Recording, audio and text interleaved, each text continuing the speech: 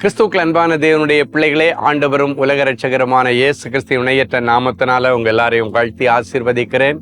இந்த மங்களகரமான காலை வேளையிலும் உங்களை ஒரு நல்ல மங்கள வார்த்தையோட என் இயேசு சுவாமி வந்து உங்களை ஆசீர்வதிக்க விரும்புகிறாரு. யார் யார் உங்கள் இருதயத்தையும் உங்கள் உள்ளத்தையும் திறந்து கொடுக்கிறீர்களோ, இப்பொழுது அவர் உங்களுடைய வீட்டிலே வந்து உங்கள் இருதயத்திலே வந்து வாசம் செய்து இந்த வார்த்தையை உங்கள் வாழ்க்கையில நிறைவேற்றுவார்.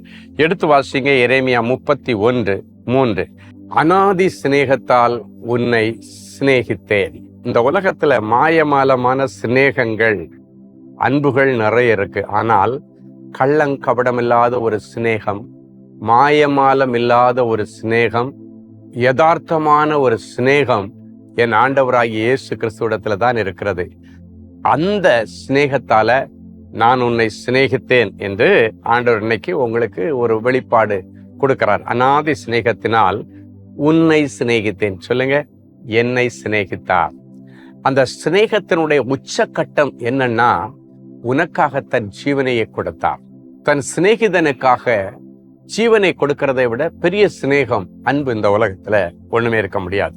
உயிரை கொடுத்த ஆண்டவர், உனக்காக தன் உயிரையே தியாகம் பண்ணின ஆண்டவர், உனக்காக பாடுகள் பட்ட ஆண்டவர், உனக்காக நிந்தைகள் ஏற்ற ஆண்டவர் இன்னைக்கு நீ எதிர்பார்க்கிற ஒரு நன்மையை செய்ய மாட்டாரா? அவருடைய கையில எல்லாம் இருக்கிறது, ஆயத்தமா இருக்கிறது. இன்னைக்கு நீ எதிர்பார்த்து கொண்டிருக்கிற கிரகிக்க முடியாத ஒரு அற்புதத்தை இந்த நாள் ஞாபகார்த்தமாக 2025 வருஷத்தை நீ முடிக்கிறதுக்கு முன்னால இந்த டிசம்பர் மாதத்துல உனக்கு கொடுத்து உன்னை ஆச்சரியப்பட வைக்கும்படிக்கு ஒரு ஞாபக குறியாக கர்த்தர் ஒன்றை உனக்கு கொடுக்க போகிறார். ஆண்டவருடைய அநாதி சிநேகத்தினுடைய உச்சக்கட்ட பிரதிபலிப்பு இந்த நிகழ்ச்சியை பார்க்கிற ஒவ்வொருவருடைய குடும்பத்திலும் நடக்கும். அதுக்கு ஆண்டவர் என்ன செய்ய போறாரு?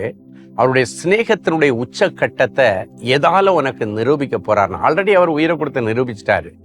இப்ப எதை வச்சு நிரூபிக்க போறாருன்னா, நீ ரொம்ப நாள் காத்திருந்து இருதயத்துல ஏங்கின ஏதோ ஒண்ணு, அது ஒரு குழந்தை பாக்கியமா இருக்கலாம், ஒரு கவர்மெண்ட் ஜாபா இருக்கலாம், ஒரு சொந்த வீடா இருக்கலாம், ஒரு அபிஷேகமா இருக்கலாம், ஒரு வல்லமையா இருக்கலாம், ஒரு வரமா இருக்கலாம், இல்லைன்னா ஒரு வழக்கிலிருந்து ஒரு விடுதலையா இருக்கலாம். ஏதோ ஒண்ணு ரொம்ப நாளா எனக்கு இது வேணாம் ஆண்டவரேன்னு நீ ஏங்கி இருக்கிறீங்க பாத்தீங்களா?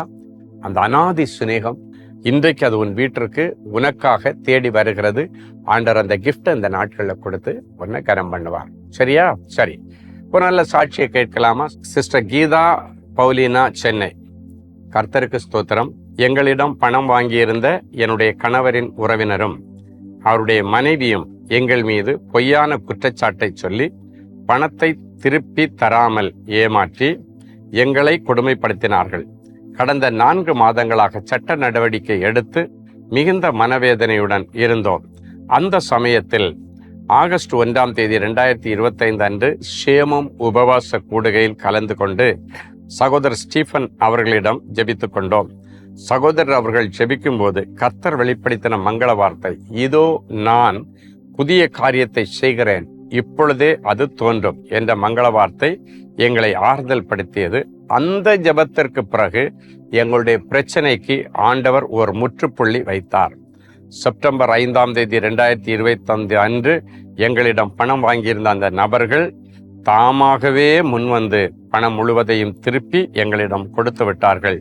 மேலும் இனி எந்தவித பிரச்சனையும் செய்ய மாட்டோம் என்று அவர்கள் எழுதி கையெழுத்து போட்டு கொடுத்தார்கள். இன்னைக்கு நமக்கு சேமம், அதுவும் முக்கியமா கற்பத்தின் கனி சேம விசேஷித்த உபவாச கூடுகை. நான் ஏற்கனவே அறிவித்திருந்தது போல கற்பத்தின் கனிக்காக இயங்குகிற பிள்ளைகள் கணவன் மனைவியாக நீங்க வரலாம். ஒருவேளை ஹஸ்பண்ட் வர முடியலைன்னா உங்க அம்மாவை கூப்பிட்டுட்டு வரலாம், இல்லைன்னா மனைவி வர முடியலைன்னா நீங்க ஹஸ்பண்ட் வரலாம், மாமியார் வரலாம், மாமியார் மருமகளுக்காக வரலாம். மொத்தத்துல இந்த ஆசீர்வாதத்திற்காக காத்திருக்கிற தம்பதிகளோ அவருடைய குடும்பத்தாரோ நீங்க இந்த கூட்டத்துல கலந்து கொண்டு அந்த பிள்ளைகளுக்காக விசேஷித்த ஒரு அற்புதத்தை நீங்க வாங்கிட்டு போறீங்க. கண்டிப்பா கர்த்தர் உங்களுக்கு ஒரு அற்புதத்தை செய்வார். கடந்த நாட்கள்ல நிறைய பேர் வரும் பொழுதே குழந்தைகளுக்கு விசுவாசத்துல ட்ரெஸ் எடுத்துட்டு வந்து ஜெபிச்சுட்டு போனதெல்லாம் எனக்கு ஞாபகம் இருக்கு. அந்த பிள்ளைகளுடைய விசுவாச முயற்சியை ஆசீர்வதித்தார். இந்த நாள் அப்படிப்பட்ட பிள்ளைகளுக்காக யுனிக்கா ஆண்டவரிடத்துல சொல்லி இந்த கூட்டத்தை ஒழுங்கு செய்திருக்கிறோம். ஸோ இப்ப காலையில நீங்க பாக்குறீங்க, ஒன்னும் இல்லை, 10 மணிக்கு தான் கரெக்டா 10 o'clock நீங்க வந்துடணும். வந்து முதல்ல ஆண்டவரை துதிக்கணும், காலையில் 10 இது நடக்குது. நம்முடைய தேவனின் அன்பு சென்னை ஜெபகோபுரத்தில் மிஸ் பண்ணாமல் வாங்க. நாளைக்கு நமக்கு கோயம்புத்தூர் குடும்ப ஆசீர்வாத திருவிழா இருக்குது. ஸோ அந்த பகுதியில் இருக்கிற ஜனங்கள் நாளைக்கு அங்கே கிறிஸ்மஸ் கொண்டாட்டமும் ஆசீர்வாதமான இறுதி வருட ஆசீர்வாத கூட்டமும் இருக்குது. அடிமை வந்து உங்களுக்காக செய்தி கொடுத்து ஜெபிக்க போகிறேன்.